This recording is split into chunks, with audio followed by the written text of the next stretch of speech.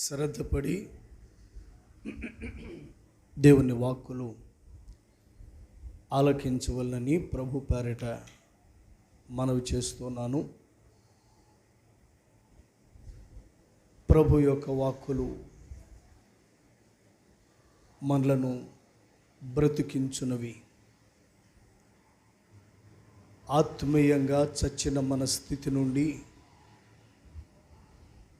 లేవనెత్తి శ్రేష్టమైన బండపైన మన అడుగులు నిలుపునవి దేవుని యొక్క వాక్కులు. బహు శ్రద్ధతోనూ మనస్సు నిలుపుకొనిన స్థితిలోనూ దేవుని వాక్కులు ఆలకించబద్ధులమై ఉంటున్నాం. వినేవారికి ప్రభు నేర్పుతాడు అనేది సత్యము. వాక్యము వినుచుండగా ప్రభు అంట లూదియా హృదయమును తెరిచాడంట. వినే మనస్సు మనకుంటే మన హృదయాలు తెరువ చేయగలిగిన వాడు.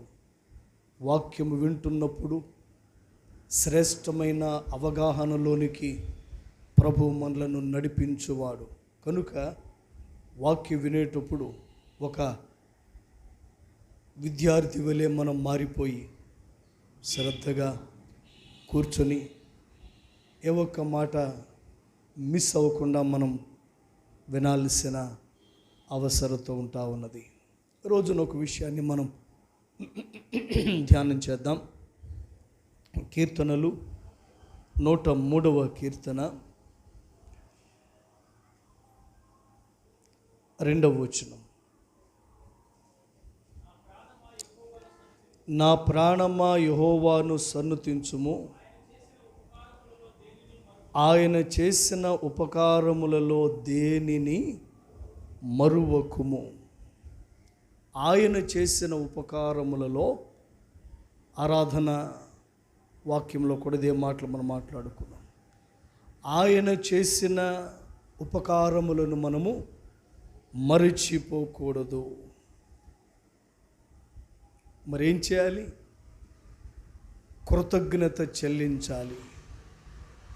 ఆయన చేసిన మేలుల నిమిత్తమై మనము కృతజ్ఞత చెల్లించువారముగా ఉండాలి. కృతజ్ఞతలు చెల్లించువారముగా మనము ఉండాలి. ఆయన చేసిన మేలుల నిమిత్తమై కృతజ్ఞతలు చెల్లించువారముగా మనం ఉండాల్సిన అవసరం ఉన్నది. ప్రభువా, ఇది మీ వలననే కలిగింది, మీకు స్తోత్రం. ప్రభువా, దీనికి కారణభూతుడవు మీరే, మీకు స్తోత్రం. ప్రభువా, దీనికి మూలము మీరే, మీకు స్తోత్రం అని ప్రభువుకు మనము కృతజ్ఞతలు చెల్లించే, స్తోత్రములు చెప్పే కృతజ్ఞత పూర్వకమైన మనస్సును మనము కలిగి ఉండవలసిన వారము. ప్రతిదీ ఆయనను బట్టి అని మనం గ్రహించాలి. ఒక చిన్న విషయం మీతో మాట్లాడుతాను, చాలా శ్రద్ధగా వినండి. ఒక మనిషికి కృతజ్ఞత ఎప్పుడు పుడుతుంది, లేదా దేవుని పట్ల కృతజ్ఞత ఎప్పుడు వస్తుంది? ఆ మనసు ఎప్పుడు మనకు బలంగా లేదా లోతుగా కలుగుతుందంటే, సమస్తమునకు కారణభూతుడు ఆయనే అని మనం గ్రహించినప్పుడు మనలో నుండి కృతజ్ఞత పెళ్ళుబుగుతుంది. అంటే ఒక మనిషికి యథార్థమైన కృతజ్ఞత ఎప్పుడు వస్తుందంటే, సమస్తమైన వాటికి కారణము మీరే కదా ప్రభువా, నీవే కదా అని చెప్పగలగటము. భక్తుల మాటలు ఎంత రమ్యముగా ఉంటాయి. ఏమంటాడంటే, నేనేమై ఉన్నానో అది నీ కృప వలన అంటాడు. అంటే ఒక వ్యక్తి నిజమైన కృతజ్ఞత వ్యక్తపరచడానికి మూలం ఏదంటే, సమస్తమునకు మూలము ఆయన అని గ్రహించటం.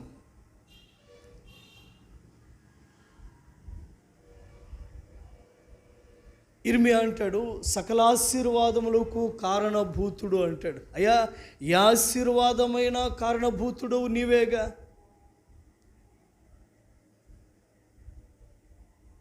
పౌలు అంటాడు, నేనేమై ఉన్నానో అది నీ కృప వల్లే కదా. రక్షించబడి ఉన్నానా నీ కృప. ఆయా ప్రాంతాలు తిరిగి నీ మాటలు ప్రకటించుచున్నానా నీ కృప. శ్రమలలో నలిగిపోతూ నిన్ను విడువక పట్టుకొని ఉన్నానా నీ కృప. ఎన్నో మార్లు లోక సంబంధమైన శ్రమల ద్వారా మరణించవలసిన వాడినే, కానీ మరణించలేదు, నీ కృప. నేనేమై ఉన్నానో అది నీ కృప. నేను అనుభవించుచున్నవన్నీ నా చదువును బట్టి కాదు, బలమును బట్టి కాదు, నాకున్న జ్ఞానమును బట్టి కాదు, కానీ అయా నీ కృప అంటాడు పౌలు. ఆశీర్వాదమైన కలిగి ఉన్నదా, సకలాశీర్వాదములకు కారణము నీవే అంటాడు. సకలాశీర్వాదములకు కారణం ఎవరు? నీవే. సకలాశీర్వాదములకు కారణము నీవే. ప్రియమైన దేవుని బిడ్డలారా, దేవుని సంఘమా, సమస్తమునకు కారణభూతుడాయనే అని గ్రహించుటను బట్టి మనలో కృతజ్ఞత వస్తుంది. అంటే మనం కావాలని బలవంతం మీద అనుకోవటమా నిజంగా ఆయన? ఇది గ్రహించాలి. ఏమండి, ఆ కృతజ్ఞత రావాలి కాబట్టి బలంగా నువ్వే అనుకుందామా? లేదు, నిజముగా ఆయనే కారణభూతుడు. నువ్వేమి కలిగి ఉన్నావో దానికి కారణం ఆయనే. He is the reason for everything. ఆయనే కారణభూతుడు. ఆయనే కారణభూతుడు. అంటే ప్రభువా నీవే అనే మనస్సు మనకు ఎప్పుడు ఉంటుందో మనలో నుండి కృతజ్ఞత వస్తుంది. ప్రియమైన దేవుని బిడ్డలారా, దేవునికి ఎల్లప్పుడూ మనము కృతజ్ఞులమై ఉండాలి. ప్రభువా నీవే. ఉదయం లేచినప్పుడు నీవే ప్రభువా కారణము. అనేక మంది మరణించారు, అనేక మంది లోకాన్ని విడిచారు, తమ పడకల మీద తమ ప్రాణములు కోల్పోయి ఉన్నారు. తిరిగి సజీవునిగా లేచాను, నీవే కారణం. రాత్రి పరుండే ముందు కృతజ్ఞత. ప్రభువా పగటి కాలమంతా నా పని పాటల్లో నేను ఉండగలిగినందుకు, క్షేమంగా ఉండగలిగినందుకు ఇగో నీవే కారణం. ప్రతిదానికి ఆయనే. అంటే ఇది నా వలన కాదు, నా బలము కాదు అని ఎప్పుడు నువ్వు అనుకుంటావో, దేవుడే అనే మనసుకి ఎప్పుడైతే ఉంటుందో కృతజ్ఞత వస్తుంది. నేను కాదు, దేవుడే అనే మనస్సు కృతజ్ఞతకు మూలం. దేవునికి స్తోత్రం చెప్పండి. హల్లెలూయా. 5వ అధ్యాయం 18వ వచనం మొదటి దశలోని పత్రికలో వ్రాయబడి ఉంది, మనము ప్రతి విషయమునకు కృతజ్ఞతాస్తుతులు చెల్లించాలంట. This is the will of God అంటాడు. నీ పట్ల దేవుని చిత్తం ఏంటో తెలుసునా? బైబిల్ చెప్తుంది. దేవుని చిత్తం అని చెప్పబడిన బైబిల్ విషయాలులో ప్రధానమైనవి మనం ప్రస్తుతానికి జ్ఞాపకం చేసుకునదగినవి. 1, జారత్వమునకు దూరముగా ఉండుటయే దేవుని చిత్తము అంటాడు. ఇంకొకటి, ప్రతి విషయమునందు మనం దేవునికి ఏం చేయాలంట? కృతజ్ఞతలు చెల్లించాలి. అమ్మ వింటున్నారా? ఏం చేయాలి? ప్రతి విషయమునందు. ఒకసారి అది చూద్దామా? దశలోనికి రాసిన మొదటి పత్రిక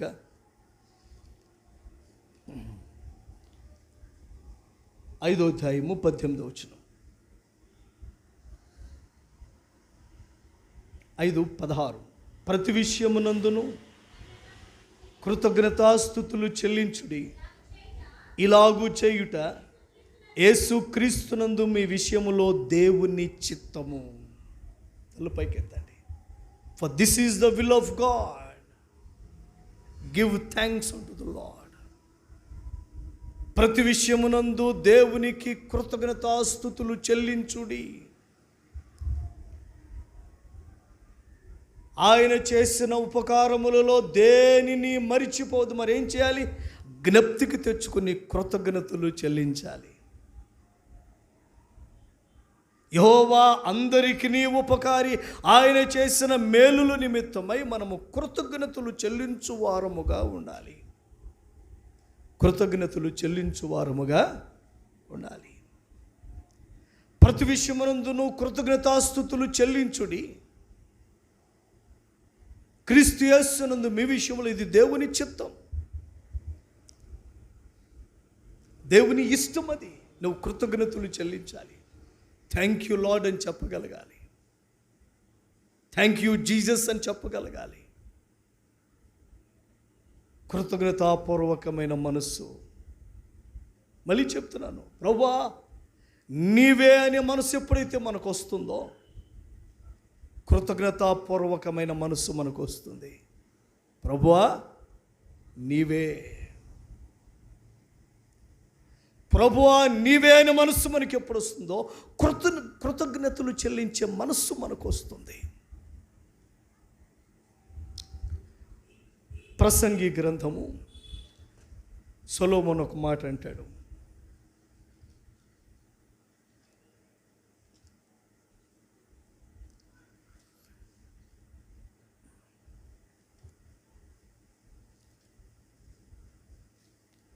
ప్రసంగి గ్రంథము 5వ అధ్యాయము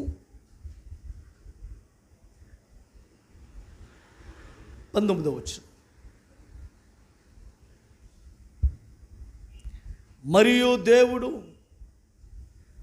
ఒకనికి ధనధాన్య సమృద్ధి ఇచ్చి దాని యందు తన భాగము అనుభవించుటకును అన్నపానములు పుచ్చుకొనుటకును తన కష్టార్జితమందు సంతోషించుటకును వీలు కలుగ చేసిన యెడల అతనికి ఆ స్థితి దేవుని ఆశీర్వాదము వలన కలిగినది అనుకొనవలెను. ఏముందంట? ధనధాన్య సమృద్ధి ఉంది, నీ భాగము అనుభవించడానికి ఉంది, అన్నపానములు పుచ్చుకొనుతున్నావు, కష్టార్జితం ముందు సంతోషిస్తున్నావు. కానీ ఇవన్నీ ఎవరిని బట్టి కలుగుతున్నాయి? కడుపు నిండా భోజనం చేస్తున్నావా? కష్టార్జితాన్ని అనుభవిస్తున్నావా? ధనధాన్య సమృద్ధి ఉన్నదా? నీ భాగాన్ని నువ్వు అనుభవించగలుగుతున్నావా? ఈ స్థితి దేవుని ఆశీర్వాదము వలన కలిగినది అనుకొనవలెను. ఈ స్థితి ఎవరి వల్ల కలిగిందంట? దేవుని ఆశీర్వాదం వల్ల. సొలొమోను స్పష్టంగా మాట్లాడతాడు, this is because of God. If you are feeling happy, if you are eating full, సమృద్ధిగా తినుచున్నావా, సంతోషంగా ఉండగలుగుతున్నావా, నీ భాగము నీవు పొందుకొనగలుగుతున్నావా? ఇవన్నీ దేవుని ఆశీర్వాదములు బట్టి కలిగిన స్థితియే కదా. దేవుని బట్టి అని గ్రహించు అంటున్నాడు. ఈ మనసే కృతజ్ఞతకు మూలము.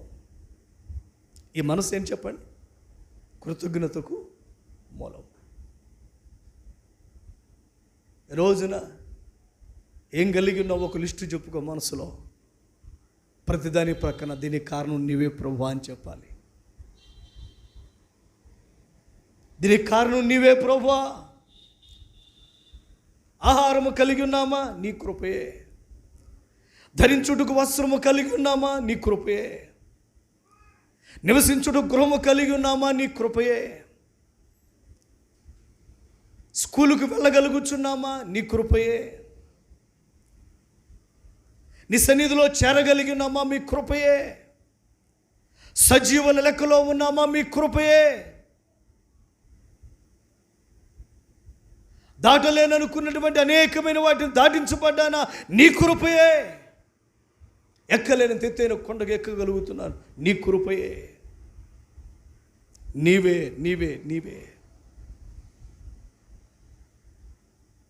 సమస్తమునకు ఆధారభూతుడు నీవే ప్రభువా అనే మనస్సు మనకుంటే కృతజ్ఞత వస్తుంది.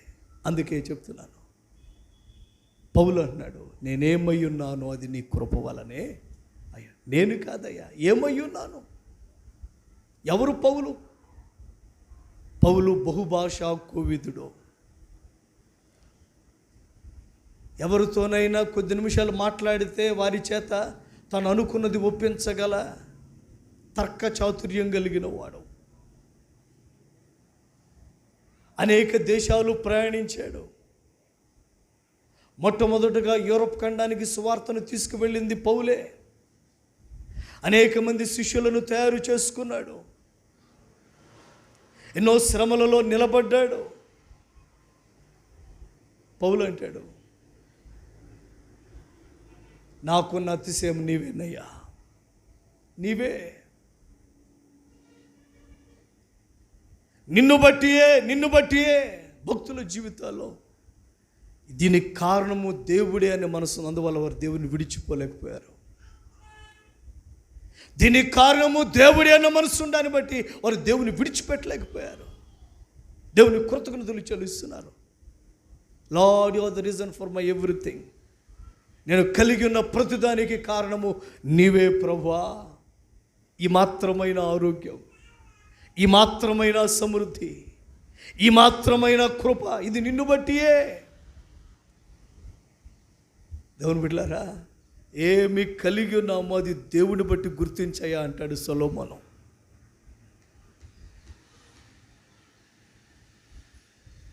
ఇది నిన్ను బట్టియే. నేను అనుకునేది గర్వాన్ని తెస్తుంది, ప్రభువా నీవే అనేది కృతజ్ఞత తెస్తుంది. అర్థమైన వారు స్తోత్రం చేద్దాం. హల్లెలూయా. నేను అనుకునేది గర్వాన్ని తెస్తుంది, దేవుడే అనుకునేది నీలో కృతజ్ఞత తెస్తుంది. చాలా సందర్భాల్లో నేను అనే మనస్సు పనిచేస్తుంది. నేను లేకపోతే, నేను చేయకపోతే, నేను సంపాదించకపోతే, నేను ఆలోచన చేయకపోతే, నేను ఆ నిర్ణయం తీసుకుని ఉండకపోతే,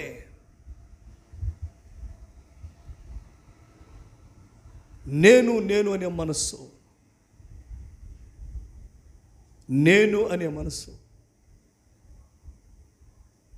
ఇంగ్లీష్లోనంట ప్రతి అక్షరం అటు ఇటు వంగుద్దంట, మెలికలు ఉంటాయంట.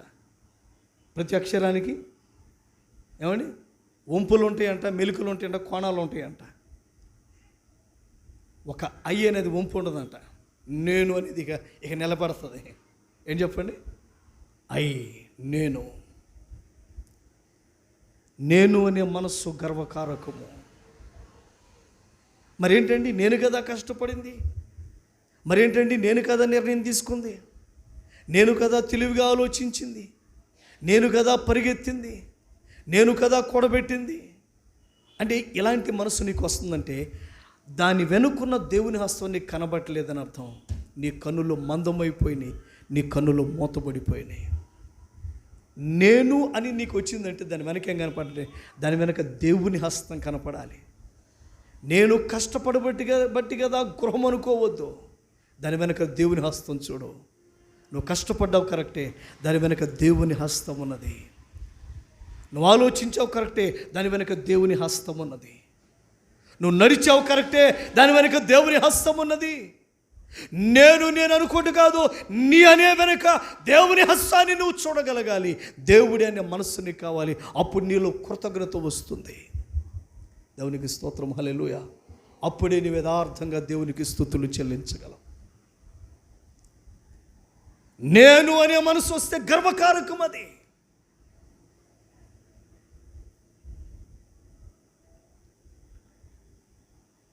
నెబుకద్నెజరు అనే రాజు బైబిల్ గ్రంథంలో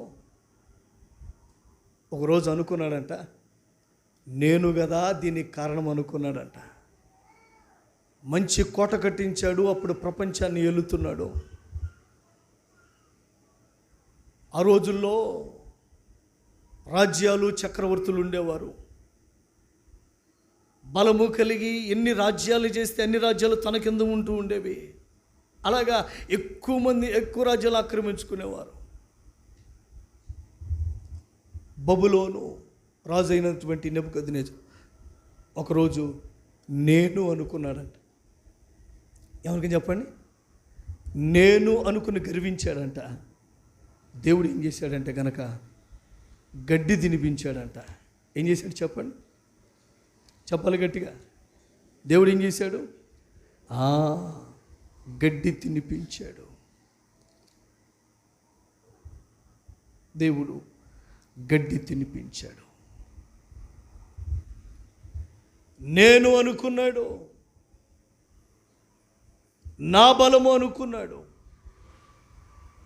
దీనంతటి కారణము నేనే కదా అని చెప్పి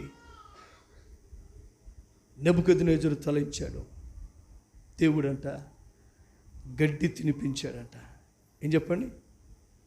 గడ్డి తినిపించాడు. దేవుడు గడ్డి తినిపించాడు. దేవుని ప్రియబిడ్డలారా, నేను అనే మనస్సు గర్వాన్ని పుట్టిస్తుంది. చెప్పండి, నేననే మనసు ఏం చెప్పండి? చెప్పాలి. గర్వాన్ని పుట్టిస్తుంది.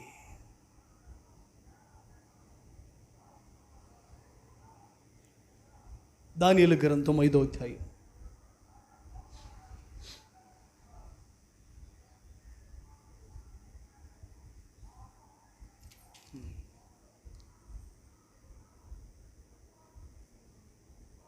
దానియేలు గ్రంథం 5వ అధ్యాయము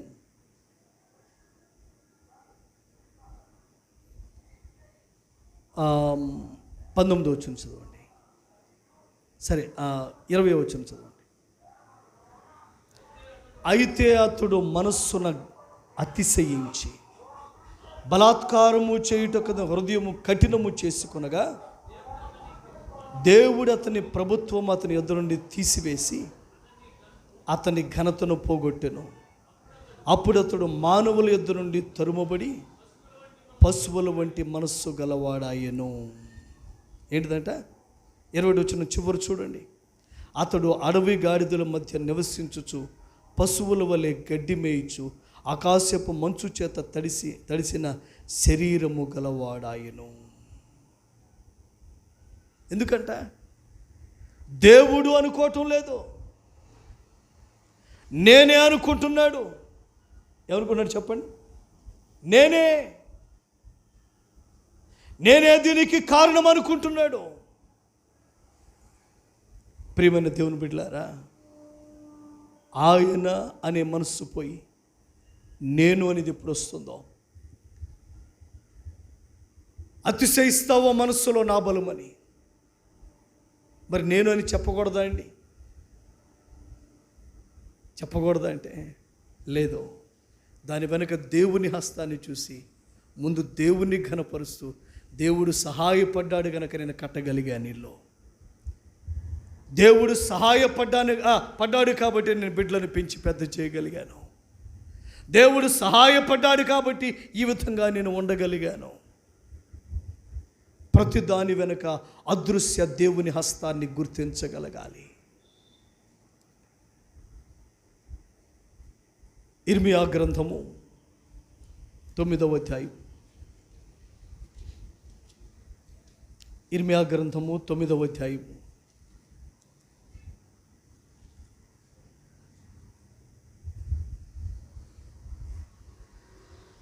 23వ వచనం నుంచి చదువుదాం. యెహోవా ఇలాగు సెలవిచ్చుచున్నాడు, జ్ఞాని తన జ్ఞానమును బట్టియు సూర్యుడు తన శౌర్యమును బట్టియు అతిశయింపకూడదు.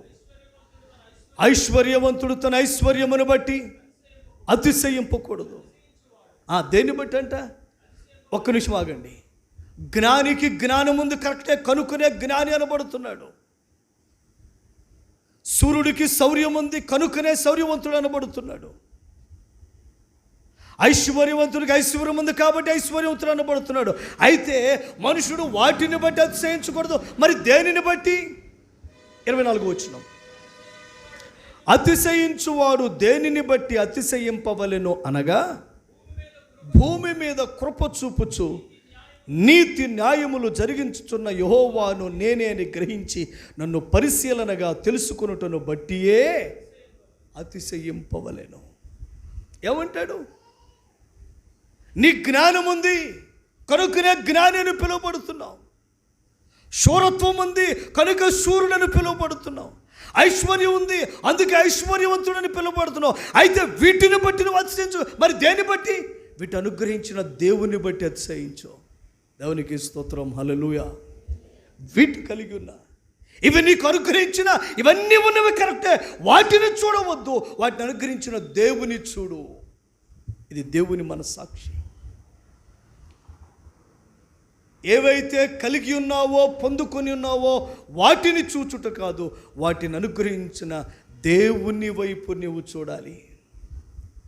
అతిశయించువాడు దేనిని బట్టి అతిశయింపవలెననగా భూమి మీద కృప చూపుచు నీతి న్యాయములు జరిగించుచున్న యెహోవాను నేనేని గ్రహించి దానిని పరిశీలనగా తెలుసుకొనుటను బట్టియే అతిశయింపవలెను. నేను అని గ్రహించి దానిని బట్టి అతిశయించు. నేనే అని గ్రహించి దానిని బట్టి అతిశయించు. సమస్తమునకు మూలము దేవుడు అనే మనస్సు మనకు కావాలి. అది లేని స్వభావము గర్వ స్వభావం. అందుకే చెప్పాను, నెబుకద్నెజరు నుంచి జ్ఞాపకం చేసింది అదే. ఇంతటి శోభాతిశయము కలిగిన నగరును నేను కట్టాను, రాజ్యమునది, ప్రభావమునది, కోటలు నేను కట్టాను అనుకుంటే ప్రభు అంట అణచివేసి అడవి గాడిద వలె అడవిలోనికి తోలి ఆకాశం మంచుకు తరుస్తూ వర్షమునకు తరుస్తూ ఎండుతూ గడ్డి మేసే స్థితికి తెచ్చాడు. ఏ స్థితికి తెచ్చాడు? గడ్డి మేసాడు. ప్రియ దేవుని బిడ్డలారా, అందుకే చెప్తున్నాను, నువ్వు ఏమైనా కలిగి ఉండు, దీనికి కారణము దేవుడే నిగ్రహించు. అందుకే సొలొమోను అన్న మాట జ్ఞాపకం చేశాను. ఏమన్నాడు సొలొమోను? ఒకడికి ధనధాన్య సమృద్ధి కలిగి తన భాగమును అనుభవించుచు అన్నపానమును కలిగి సంతోషముగా ఉంటే ఇది దేవుని బట్టి కలిగిన ఆశీర్వాదమని, ఈ స్థితి దేవుని వల్ల కలిగినది, ఈ ఆశీర్వాదము దేవుని బట్టి అని గ్రహించాలి. నువ్వు కలిగి ఉన్నావా? అది దేవుని బట్టి అని గ్రహించని ప్రసంగి అన్నాడు 5వ అధ్యాయం ప్రసంగి గ్రంథములో. ఇర్మియా అంటున్నాడు, ఇదిగో 9వ అధ్యాయం 23-24 వచనాలు ఇర్మియా గ్రంథములో, know that this is of God, ఇది దేవుని వలన అని నువ్వు గ్రహించు. ఇవి దేవుని వలన అని చెప్పి నువ్వేం చేయాలి? గ్రహించాలి. ఇది దేవుని వలన అని గ్రహించు. దేవుని వలన అని గ్రహించు.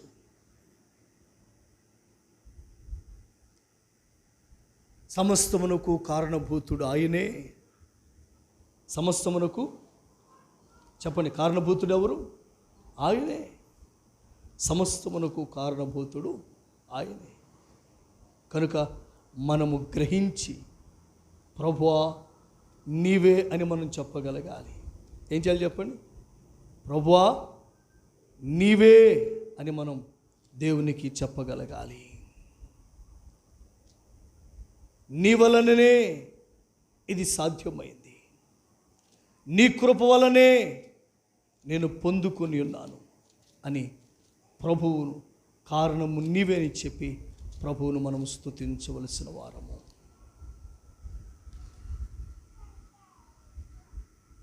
గర్వం మన పనికి రాదు. గర్విష్ఠుడా నేను నీకు విరోధునై ఉన్నానని ఇర్మియా గ్రంథం ద్వారా దేవుడు మనతో మాట్లాడాడు. గర్విష్ఠుడు తొట్టిల్లి కూలునని దేవుడు మాట్లాడాడు. గర్విష్ఠుడా నేను నీకు విరోధినై ఉన్నాను. గర్విష్ఠుడా నేను నీకు విరోధిని అని ప్రభు వారు మాట్లాడుతున్నాడు.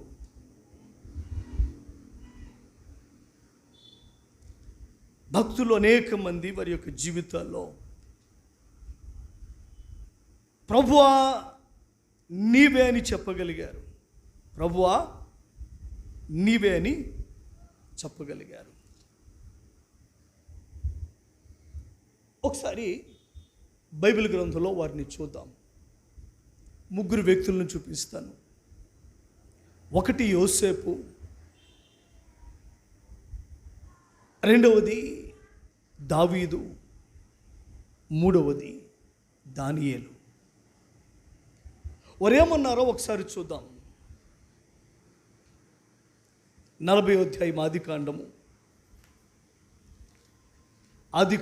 40వ అధ్యాయము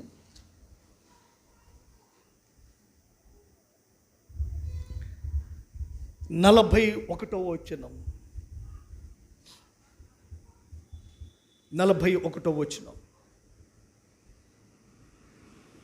యోసేపు, అది నా వలన కాదు, దేవుడే ఫరోకు క్షేమకరమైన ఉత్తరమిచ్చునని ఫరోతో చెప్పాను. తల్లు పైకెత్తండి. ఫరోకి ఒక కల వచ్చిందంట. చెప్పండి. యోసేపు అనే భక్తుడు బానిసగా ఐగుప్తులో ఉన్నప్పుడు, నేరము మోపబడి చెరసాలలో ఉన్నప్పుడు, ఆ చెరసాలలో ఇద్దరికి కలలు వచ్చినాయి. వాటి భావాలు తెలియదు. వారిద్దరూ దిగులుగా కూర్చుంటే వారిద్దరిని పిలిచి ఏంట్రా అంటే, వాడికి వచ్చిన వాడి కళ చెప్పాడు, వీడికి వచ్చిన వీడి కళ చెప్తే, ఇటు రారా నీ కళ ఎటు చెప్పు. అయ్యా ఇది నా కళ, నీ ఉద్యోగం రాజుగారు మరలా నీకు ఇస్తారు అని చెప్పాడు. ఇంకొకరిని పిలిచాడు, నీ కళ ఏంట్రా. ఇదిగో నా కళ, నీ ఉద్యోగం నీ నుంచి తీసివేయబడుతుంది అని వాడి కళభావం చెప్పాడు. దేవుడు చిన్ననాటి నుండి కళలు కనే కృప, కళలకు భావాలు చెప్పే కృప యోసేపుకి ఇచ్చాడు. ఎవడో విన్నారా? కళలు కనే కృప, కళలకు భావం చెప్పే కృప యోసేపుకి ఇచ్చాడు. తాను నాయకుడు అవుతాడని దేవుడు కళ ద్వారానే యోసేపుకు బయలుపరిచాడు. కళలకు భావము చెప్పగలిగిన వాడు. చెరసాలలో ఉండగా తనతో పాటు రాజునకు ద్రోహం చేసిన ఇద్దరు ఖైదీలు ఇదిగో తనతో పాటు చెరసాలలో పెట్టబడ్డారు. వారు కలలు కన్నారు. కలలు కన్నప్పుడు వాటి భావమును యోసేపు చెప్పాడు. అదే నీ కళ భావం ఇదే అని చెప్పాడు. ఒకడికి ఉద్యోగం వస్తుందని, ఒకటి ఉద్యోగం పోతుందని. అయితే రాజుగారికి ఒక కల వచ్చింది. దాని భావం విషయమై కలవరపడుతూ ఉంటే, ఈ కలభావము తన ద్వారా చెప్పించుకున్న ఒకడు రాజుగారితో చెప్తున్నాడు, నేను చెరసాల్లో ఉండగా యోసేపు అని ఆ బానిస నాకు వచ్చిన కలకు భావం చెప్పాడు. ఈ ఉద్యోగం మరలా నాకు వస్తుంది, మరలా మీ దగ్గర పని చేస్తానని చెప్పాడు రాజుగారు. అందువల్ల ఉద్యోగం వచ్చింది. ఆయన చెప్పినట్టే నేను ఉద్యోగంలో ఉన్నట్టే అర్జెంటుగా ఆయన పిలిపించండి. కలలకు భావము చెప్పగలిగిన వాడని యోసేపును రాజైన ఫరో పిలిపింపగా, ఫరో ఎదుటికి వచ్చాడు యోసేపు. అప్పుడు ఫరో అంటున్నాడు, 15వ వచనం, 41:15, ఆదికాండం 41:15. ఫరో యోసేపుతో, నేను ఒక కల కంటిని, దాని భావమును తెలుపగలిగిన వారు ఎవ్వరూ లేరు. నీవు కలను విన్న ఎడల దాని భావము తెలుపగలవని నిన్ను కూర్చి వింటినని అతనితో చెప్పాను. తలపైకైతే, నాకు కల వచ్చింది, దాని భావమును తెలుపగలిగిన వారు ఎవరూ లేరు. కానీ నీవు కలను విన్న ఎడల దాని భావమును చెప్పగలవని నీ గురించి నేను విన్నాను. దాని భావమును చెప్పగలవని నేను ఎరుగుదును. ప్రియ దేవుని బిడ్డలారా, యోసేపు కలలకు భావము చెప్పగలిగిన వాడే. ఆ కృప అతనికి ఉందని అతనికి తెలుసు, అనేకులకు తెలిసింది. కానీ రాజుగారయ్యా, నా కలకు భావము చెప్పగలిగిన వాడు నీవే అంటే అంటాడు, అయ్యా నేను చెప్తున్నానని మీరు అనుకుంటున్నారు కదా, కానీ అసలు విషయం ఏంటంటే దేవుడు చెప్తేనే నేను చెప్తున్నాను అంటున్నాడు. దేవునికి స్తోత్రం చెప్పండి, హల్లెలూయా. ఇక్కడ 41:16 వచనం చూడండి. యోసేపు 15వ వచనం రాజు ఏమన్నాడు? నీవు కలను విన్న ఎడల దాని భావము తెలుపగలవని నిన్ను కూర్చి వింటిని అని ఎవరన్నారు? రాజు అన్నాడు. అప్పుడు యోసేపు ఏమన్నాడంటే, యోసేపు, అది నా వలన కాదు, దేవుడే ఫరోకు క్షేమకరమైన ఉత్తరం ఇచ్చునని ఫరోతో చెప్పాను. తలపైకెత్తండి. It's not me, it's God అంటున్నాడు. ఏమండి నేను అంటున్నాను, యోసేపు కృతజ్ఞతలు చెల్లించకుండా ఉండగలడా? ఇక ఎందుకని? అయ్యా, ఆ భావము తెలియపరిచేది నీవే రాజా. నన్నని నీవు అనుకుంటున్నావు, నా గురించి వినవచ్చును, కానీ నేను చెప్తున్నాను, ఆ కళకు భావము చెప్పగలిగిన వాడు దేవుడే. నువ్వు కలలకు భావం చెప్తావు కదా యోసేపు అని రాజు అంటే, దేవుడు చెప్తేనే నేను చెప్తానంటున్నాడు. స్తోత్రం చెప్పండి, హల్లెలూయా. నేను కాదు దేవుడు. మనకు కలిగిన కొద్దిది చూసుకుని అది మనలను బట్టి అనుకోవటం పొరపాటు. రోజున ఆహారం ఉన్నదా, వస్త్రం ఉన్నదా, ఇది ప్రభు కృప అని చెప్పాలి. ఇదేం చెప్పండి? ప్రభు యొక్క, చెప్పాలి గట్టిగా, ప్రభు యొక్క కృప.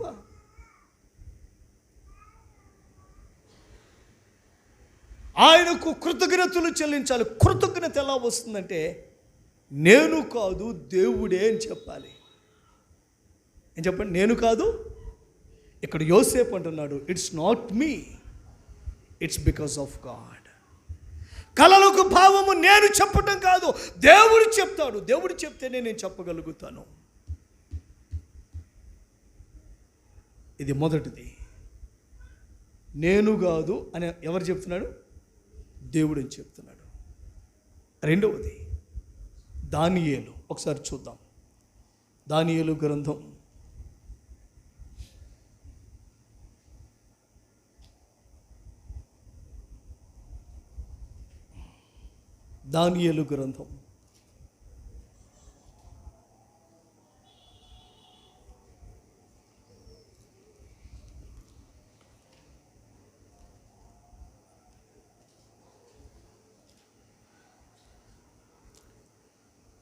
8వ అధ్యాయము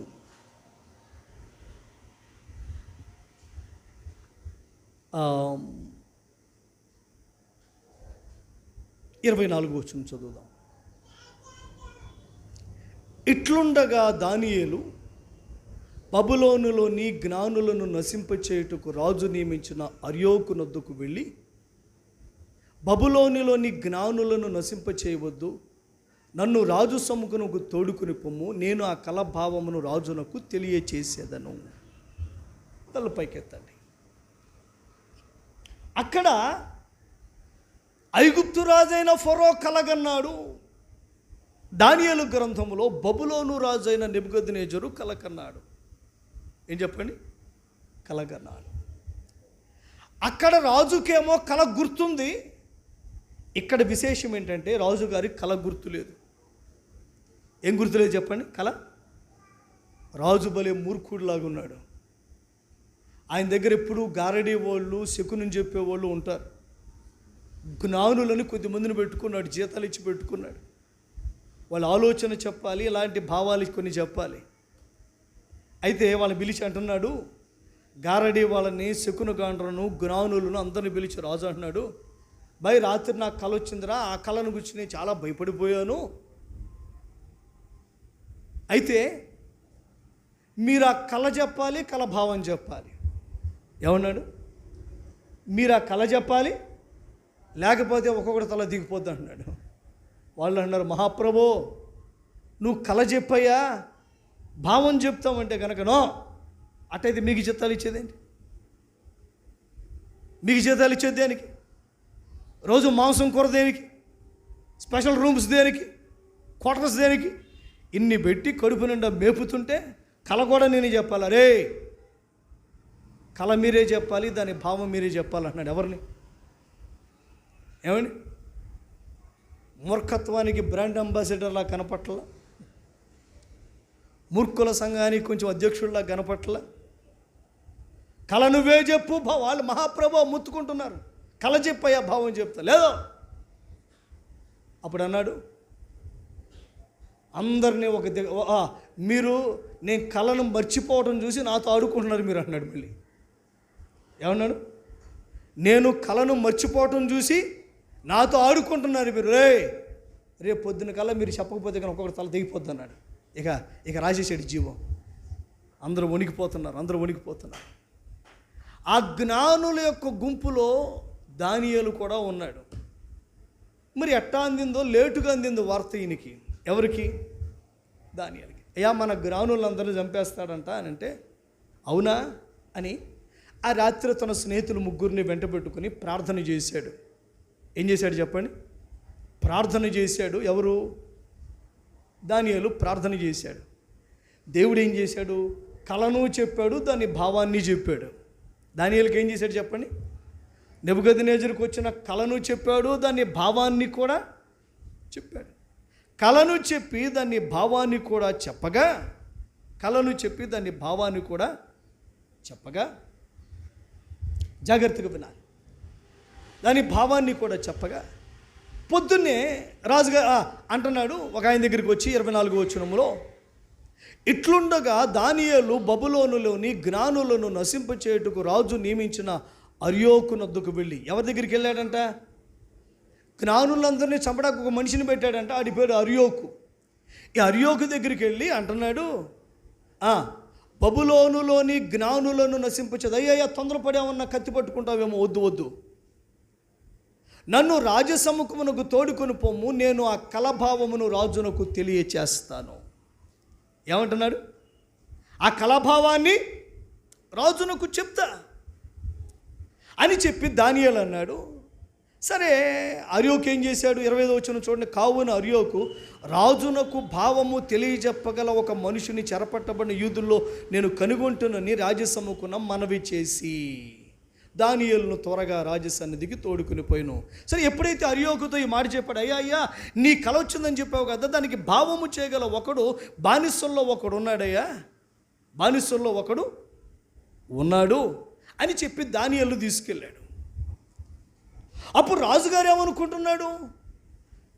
దానియేలు మహాజ్ఞానవంతుడు, అతడు కలలు చెప్తాడు, దాని భావాన్ని కూడా చెప్తాడు అనుకుంటున్నాడు. ఇది దానియేలు వల్ల అవుతుంది అనుకుంటున్నాడు. అయితే ఇప్పుడు దానియేలు ఏమంటున్నాడంటే, రాజుగారు ఏమన్నారంటే 26వ వచనం చూడండి.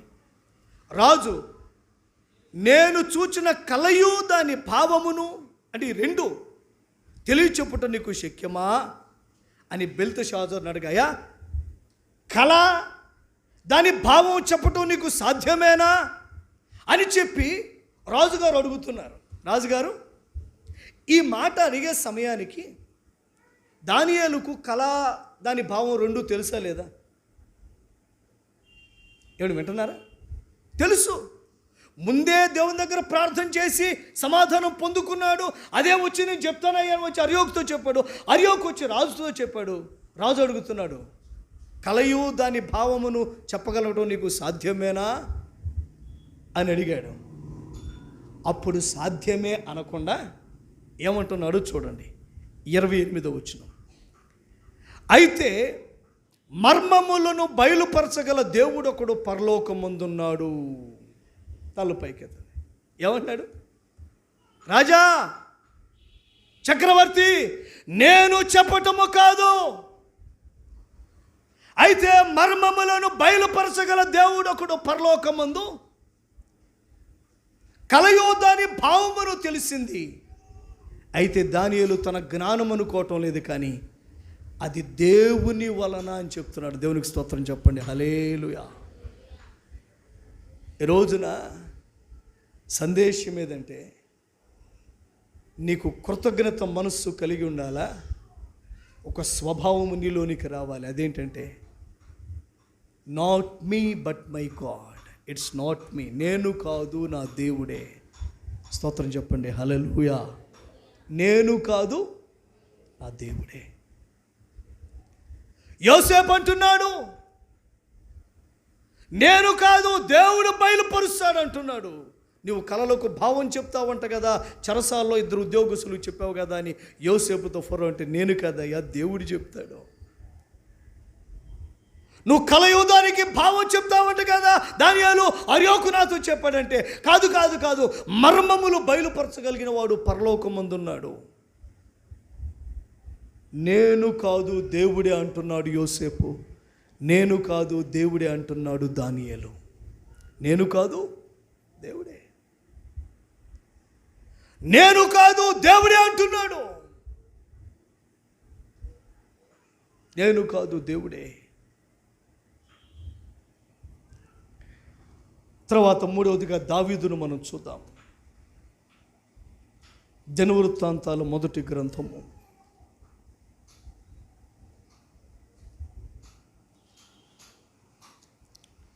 1వ మొదటి గ్రంథము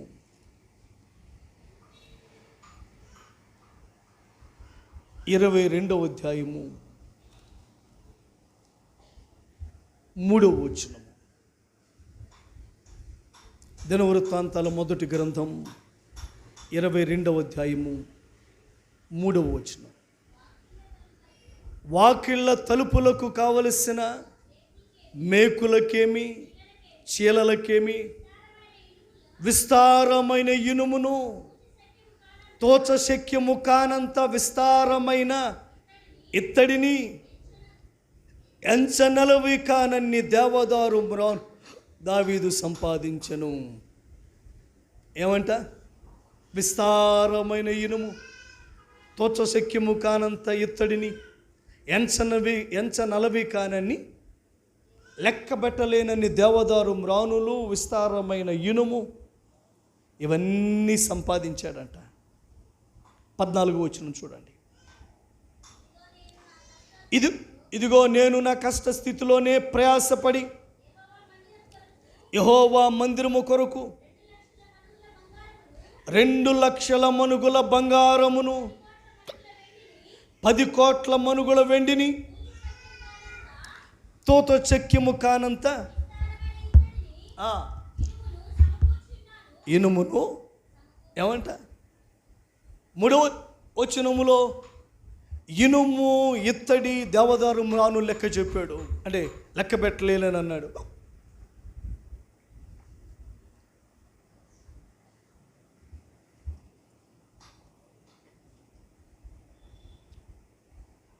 పద్నాలుగో వచనములోనేమో బంగారం లెక్క, వెండి లెక్క, ఇత్తడి లెక్క చెప్తున్నాడు.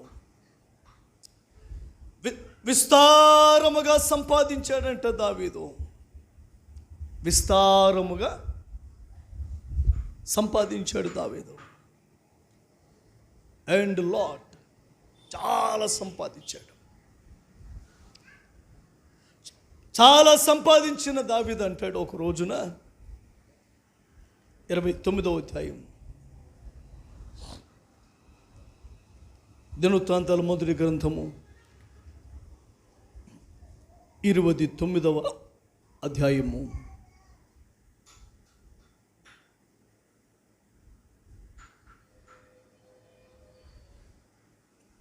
16వ వచనం.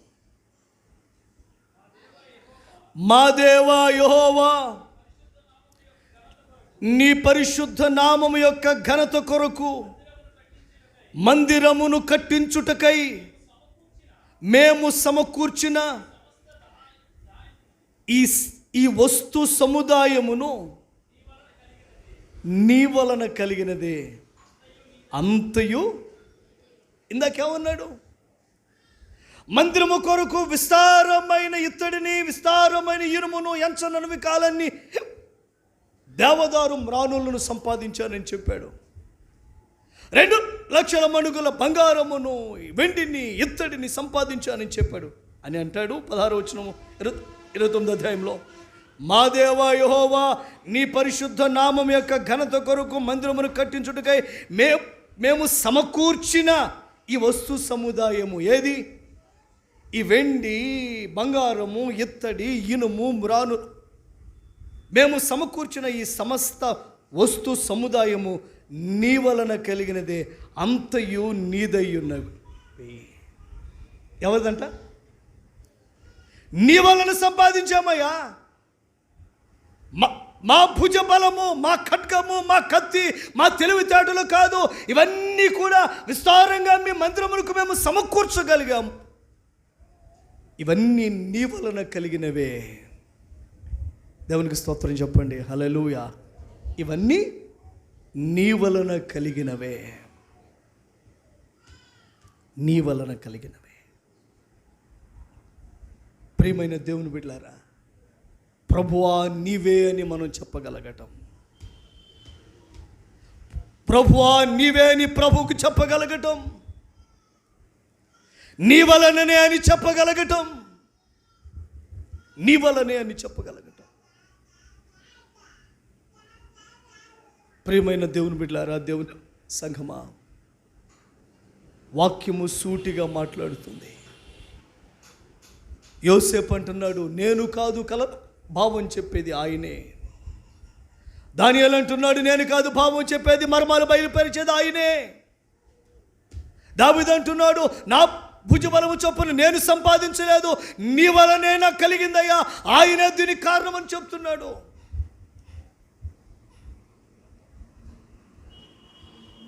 నేను అనే మనస్సు గర్వానికి దారితీస్తుంది, గర్వములోనికి నడిపిస్తుంది, నిన్ను నాశనం చేస్తుంది. దేవుడే అన్నది నీలో కృతజ్ఞతను తెస్తుంది. Lord, you are the reason. నేను బ్రతికున్నానా, నీవే కారణమయ్యా. బెల్లలేసుకుంటున్నాను, రోజు పొద్దున్నే వాకింగ్ చేస్తున్నాను, మరి ప్రతిరోజు 1/2 కేజీ మటన్ తింటున్నాను, అందుకే బలంగా ఉన్నాను.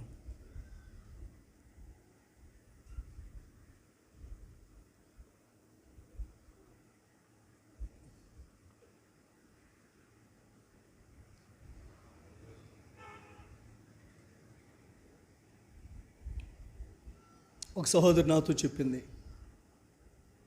అయ్యా నాకు 5 ఆపరేషన్లు అయినాయి.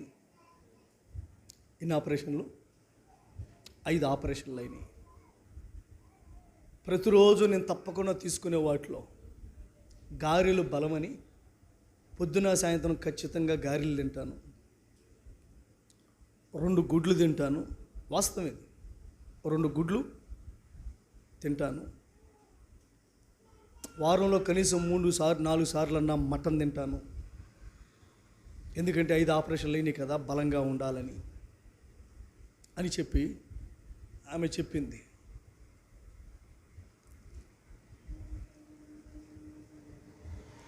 పాపం కరోనాతో చనిపోయింది. కరోనాతో దేవుని బిడ్డలారా, ఎన్నడూ నువ్వు కలిగి ఉన్న దేని నిమిత్తమైన, అది ఆరోగ్యమైన, వస్తు సముదాయమైన, బలమైన, అన్నపానాదులైన, సమృద్ధి అయిన దేవుని వలన అనుగ్రహించాలి. చాలాసార్లు సహోదరుడా, నీ వస్తువులను నువ్వు కళ్ళ కనబడేదో దాని వెనుక దేవుని హస్తాన్ని నువ్వు చూడడం లేదు. నా బలం అనుకున్న వారు నాశనం అయిపోయారు, నా శక్తి సామర్థ్యాలు అనుకున్న వారు కూలిపోయారు, నా బలం అనుకున్న వారు నిలబడలేదు. దేవుడే దేవుడే దేవుడే అని చెప్పిన వారు నిలిచి ఉన్నారు. దేవునికి స్తోత్రం, హల్లెలూయా. రోజున కృతజ్ఞత ఎలా వస్తుంది మనకంటే, దేవుడే అని నువ్వు అర్థం చేసుకోవాలి. అందుకే సొలొమోను మాటలు, ఇర్మియా మాటలు మీకు జ్ఞాపకం చేశాను. సొలొమోను అన్నాడు, నీకేమన్నా ఉన్నాయా, ఈ స్థితి దేవుని వలన కలిగినది అని అనుకున్న వాళ్ళను, ఈ ఆశీర్వాదం దేవుని వలన అని అనుకోమన్నాడు. ఇర్మియా అన్నాడు, జ్ఞానం ఉందని, స్వరత్వం ఉందని, ఐశ్వర్యం ఉందని సంతోషిస్తున్నావా, వాటిని చూడవద్దు, వాటి అనుగ్రహించిన దేవుణ్ణి బట్టి, దేవుణ్ణి చూసి దేవుని బట్టి గర్వించు, కానీ అవి వాటిని బట్టి నువ్వు గర్వించొద్దు, అతిశయించొద్దు అన్నాడు. మరి ఏం చేయాలి? అందుకే భక్తులు జ్ఞాపకం చేశాను, ప్రభువా నీ వల్లనే ఇదంతా. ఆరోగ్యం ఉందా, నీ వల్లే. బలం ఉందా, నీ వల్లే. చేతుల్లో నెలకొని డబ్బులు పడుతున్నాయా, నీ వల్లే. పని చేయగలిగిన మేధస్సు కలిగి ఉన్నానా, నీ వల్లే. చదువు ముగించగలిగి ఉన్నానా, నీ వల్లే. It's because of you O Lord, it's you O Lord. నీవే ప్రభువా, నీ వల్లనే ప్రభువా అని మనం చెప్పగలగాలి.